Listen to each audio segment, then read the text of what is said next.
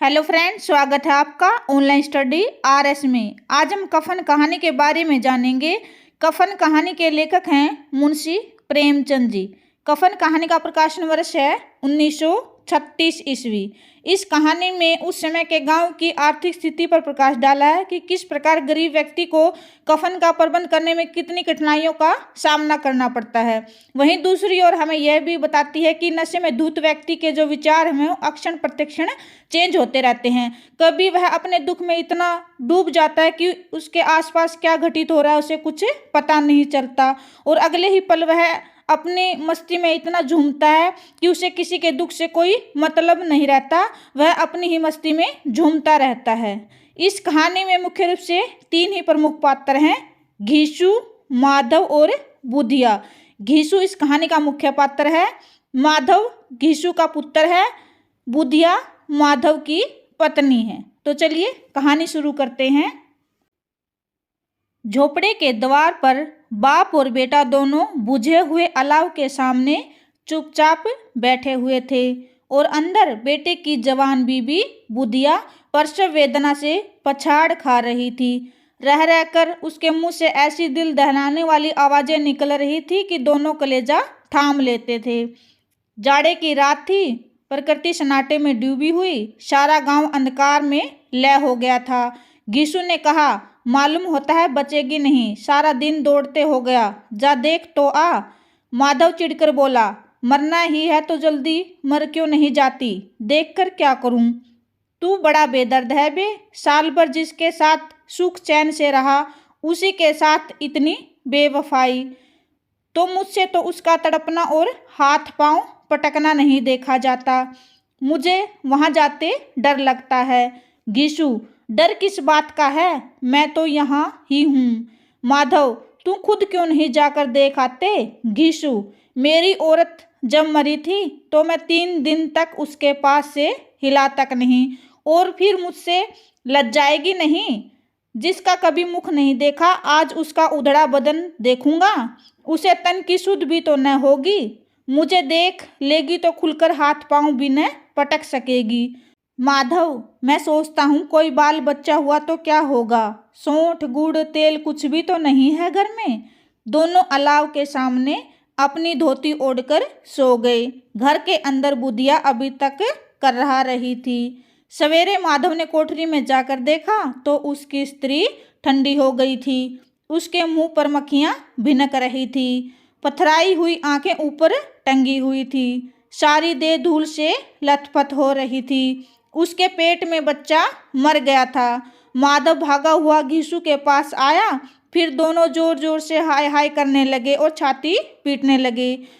पड़ोस वालों ने यह रोना सुना तो दौड़कर आए और पुरानी मर्यादा के अनुसार इन अभागों को समझाने लगे, मगर ज्यादा रोने पीटने का अवसर न था। कफन और लकड़ी की फिक्र करनी थी। घर में तो पैसा इस तरह गायब था जैसे चील के घोंसले से मांस।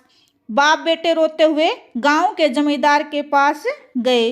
वह इन दोनों की सूरत से नफरत करते थे। कई बार तो इन्होंने इन्हें अपने हाथों से पीटा भी था, कभी चोरी करने के लिए और कभी वादे पर काम पर न आने के लिए। जमींदार ने पूछा, क्या है बे घिसुआ, रोता क्यों है? अब तो तू कहीं दिखाई भी नहीं देता, मालूम होता है इस गांव में रहना नहीं चाहता। घीसू ने जमीन पर सिर रखकर आंखों में आंसू भरते हुए कहा, सरकार बड़ी विपत्ति में हूँ। माधव की घरवाली रात को गुजर गई, रात भर तड़पती रही। सरकार हम दोनों उसके सिरहाने बैठे रहे, दवा दारू जो कुछ हो सका सब कुछ किया, मुद्दा हमें दगा दे गई। अब तो कोई एक रोटी देने वाला भी न रहा। मालिक तबाह हो गए, घर उजड़ गया। आपका गुलाम हूँ, अब आपके सिवा कौन उसकी मिट्टी पार लगाएगा। हमारे हाथ में जो कुछ था सब उसकी दवा दारू में उड़ गया। सरकार ही की दया होगी तो उसकी मिट्टी उठेगी, आपके सिवा किसके द्वार पर जाऊं। जमींदार साहब दयालु थे, मगर घीसू पर दया करना काले कंबल पर रंग चढ़ाना था। जी मैं तो आया कह दे, चल दूर हो जाए यहाँ से, यूं तो कभी बुलाने पे भी नहीं आता, आज जब गरज पड़ी है तो आकर कुछ शामद कर रहा है। जी में कूदते हुए 2 रुपए निकालकर फेंक दिए, मगर सांत्वना का एक भी शब्द उसके मुंह से न निकला। उसकी तरफ ताका तक नहीं, जैसे सिर का बोझ उतारा हो। जब जमींदार साहब ने 2 रुपये दे दिए तो गांव के बनियों महाजनों को इनकार का साहस कहाँ से होता। गीसू जमींदार के नाम का ढिंढोरा भी पीटना खूब जानता था। किसी ने 2 आने दिए तो किसी ने 4 आने। 1 घंटे में घिसू के पास 5 रुपए की अच्छी रकम जमा हो गई। कहीं से अनाज मिल गया, कहीं से लकड़ी, और दोपहर को घिसू और माधव बाजार से कफन लाने चले। बाजार में पहुंचकर घिसू बोला, लकड़ी तो उसे जलाने भर को मिल गई, क्यों माधव? माधव बोला, हाँ लकड़ी तो बहुत है, अब कफन चाहिए। हाँ और क्या, लाश उठाते उठाते रात हो जाएगी, रात को कफन कौन देखता है? कैसा बुरा रिवाज है कि जीते जी तन ढांपने को चीथड़ा ना मिले और मरने पर नया कफन चाहिए। कफन लाश के साथ जल ही तो जाता है, और क्या रखा है। अब 5 रुपए पहले मिलते तो दवा दारू कर लेते। दोनों एक दूसरे की मन की बात ताड़ रहे थे। बाजार में इधर उधर घूम रहे थे, कभी इस दुकान पर गए, कभी उस दुकान पर। तरह तरह के कपड़े, रेशमी सूती देखे, मगर कुछ भी जचा नहीं। यहाँ तक कि शाम हो गई। तब दोनों न जाने किस दैवीय प्रेरणा से मधुशाला के सामने पहुंचे। घीसू ने कहा कि हमें भी एक बोतल दे दो। तली हुई मछलियां आई और दोनों बरामदे में बैठकर शांतिपूर्वक ढंग से पीने लगे। घीसू बोला, कफन लगाने से क्या मिलता है, आखिरकार जल ही तो जाता है, कुछ बहू के साथ तो न जाता। बड़े आदमियों के पास धन है, चाहे फूके, हमारे पास फूकने को क्या है। लेकिन लोगों को क्या जवाब देंगे? लोग पूछेंगे नहीं कि कफन कहाँ है।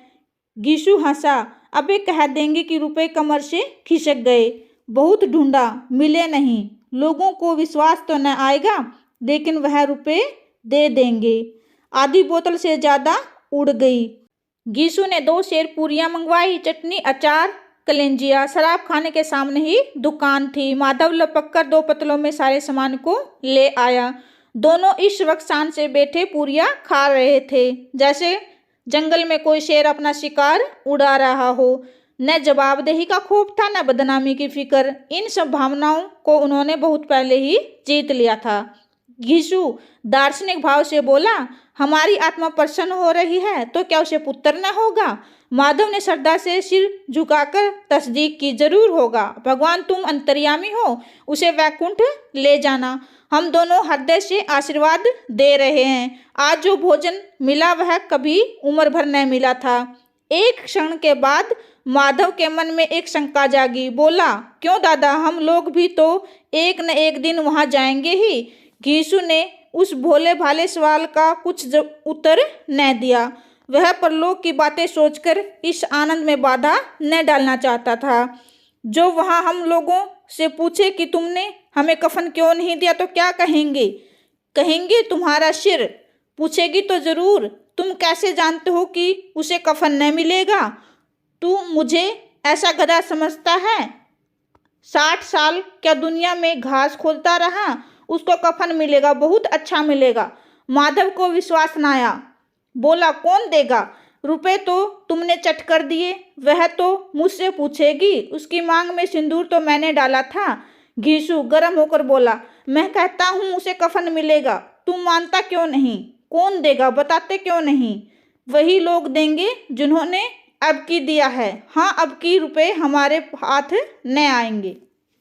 भरपेट खाकर माधव ने बची हुई पूरियों का पत्तल उठाकर एक भिखारी को दे दिया, जो खड़ा उनकी ओर भूखी आंखों से देख रहा था।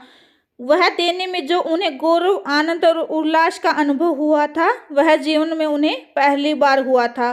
घीसू ने कहा, ले जा, खूब खा, आशीर्वाद दे। जिसकी कमाई है वह तो मर गई, मगर तेरा आशीर्वाद उसे जरूर पहुंचेगा। रोए रोए से आशीर्वाद दे, बड़ी गाढ़ी कमाई के पैसे हैं। माधव ने फिर आसमान की तरफ देखा और कहा, वह वैकुंठ में जाएगी दादा, वह वैकुंठ की रानी बनेगी। घीसू खड़ा हो गया और जैसे उल्लास की लहरों से तैरता हुआ बोला, हाँ बेटा, वैकुंठ में जाएगी। किसी को सताया नहीं, किसी को दबाया नहीं, मरते मरते हमारी जिंदगी की सबसे बड़ी लालसा पूरी कर गई। वह न वैकुंठ जाएगी तो क्या यह मोटे मोटे लोग जाएंगे जो गरीबों को दोनों हाथों से लूटते हैं और अपने पाप धोने के लिए गंगा में नहाते हैं, मंदिरों में जल चढ़ाते हैं।